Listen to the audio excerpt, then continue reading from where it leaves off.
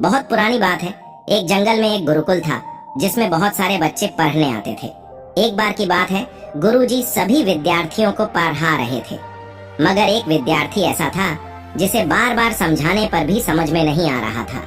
गुरुजी को बहुत तेज से गुस्सा आया और उन्होंने उस विद्यार्थी से कहा, जरा अपनी हथेली तो दिखाओ बेटा। विद्यार्थी ने हथेली गुरुजी के आगे कर दी। हथेली देखकर गुरुजी बोले, बेटा तुम घर चले जाओ, आश्रम में रहकर अपना समय व्यर्थ मत करो, तुम्हारे भाग्य में विद्या नहीं है। शिष्य ने पूछा, क्यों गुरुजी? गुरुजी ने कहा, तुम्हारे हाथ में विद्या की रेखा नहीं है। गुरुजी ने एक होशियार विद्यार्थी की हथेली उसे दिखाते हुए कहा, यह देखो, ये है विद्या की रेखा, ये तुम्हारे हाथ में नहीं है, इसलिए तुम समय नष्ट न करो और घर चले जाओ और वहाँ अपना कोई और काम देखो।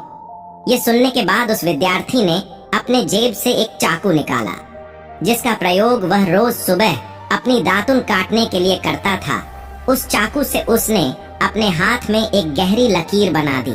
हाथ से खून बहने लगा। तब वह गुरुजी से बोला, मैंने अपने हाथ में विद्या की रेखा बना ली है गुरुजी। यह देखकर गुरुजी द्रवित हो गए और उन्होंने उस विद्यार्थी को गले से लगा लिया।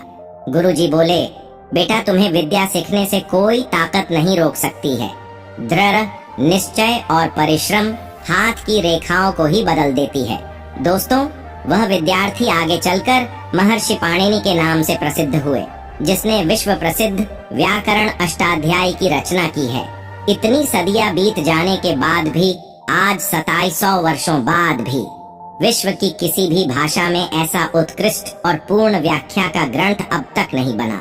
तो दोस्तों, इस कहानी की शिक्षा ये है कि लोग चाहे जो भी बोले, हम हर एक को गलत साबित करते हुए अपनी लगन और कठिन परिश्रम के दम पर जो चाहे वो सब कुछ हासिल कर सकते हैं।